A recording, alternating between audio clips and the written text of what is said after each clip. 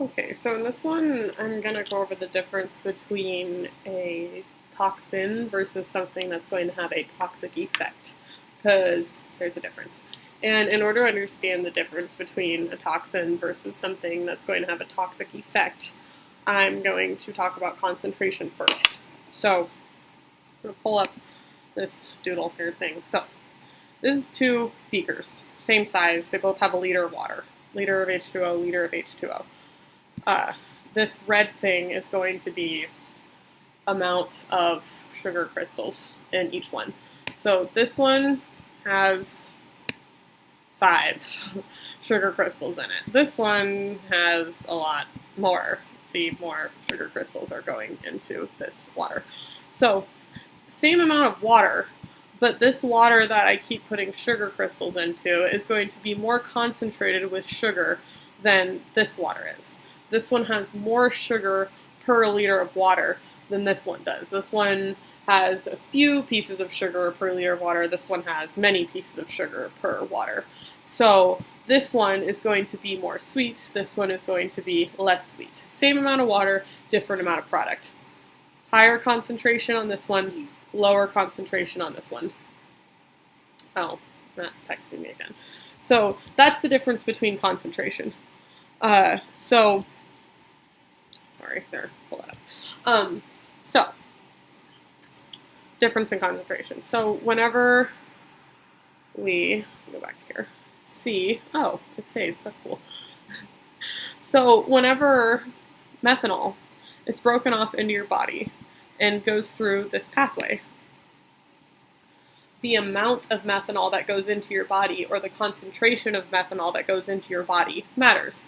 Because if we only put 5 molecules of methanol into your body, it's going to be converted into formaldehyde to formic acid to CO2, H2O really, really fast. Because the concentration of these enzymes is going to be greater than the amount of methanol that went into your body. Versus if we take in, say, a cup of methanol, we drink a whole entire cup of methanol, there's going to be trillions and trillions of molecules of methanol going into your body, and it has to be broken down by these enzymes.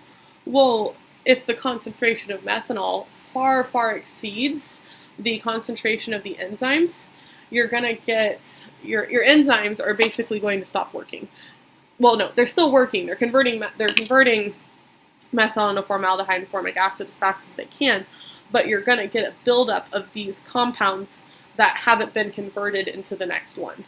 So it can hurt you more because the enzymes are being used, and you can't you get a buildup of these products because they're not being converted. So that's why you don't want to drink pure methanol. And actually what's interesting is if you get methanol poisoning, actually the cure, or not the cure, but something that helps lessen the toxic effect is to drink ethanol or to drink alcohol. Because ethanol uses this enzyme too, alcohol dehydrogenase. So if you have methanol poisoning, they give you methanol and it interacts with this alcohol dehydrogenase enzyme. So this methanol isn't converted into formaldehyde as quickly. So your body can break down formaldehyde to formic acid to CO2 and H2O, and it'll give time to break down those compounds so you don't get such a buildup of formaldehyde and formic acid. So fun fact of the day, if you get methanol poisoning, drink ethanol and it'll probably save your life. You might probably just save someone's life. Methanol poisoning, drink ethanol. So, to continue to talk about this, the difference between a toxin versus a toxic effect. So we get concentration. Formaldehyde and formic acid are toxins. They cause a negative effect in your body. Usually, in both of their cases, it causes damage to your nerves.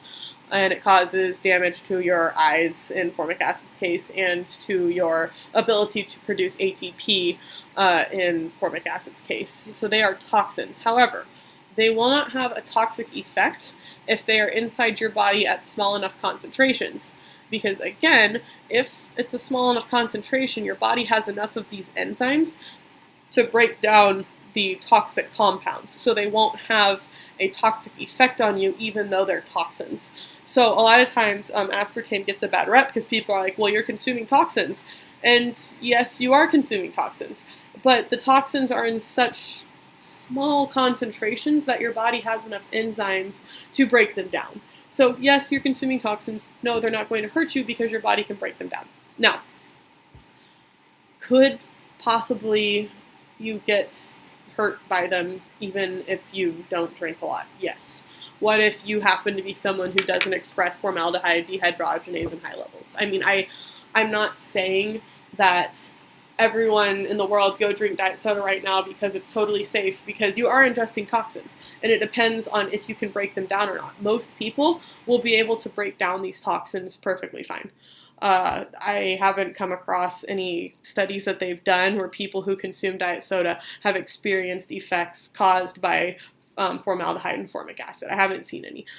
So we're assuming that people express these enzymes in normal enough levels.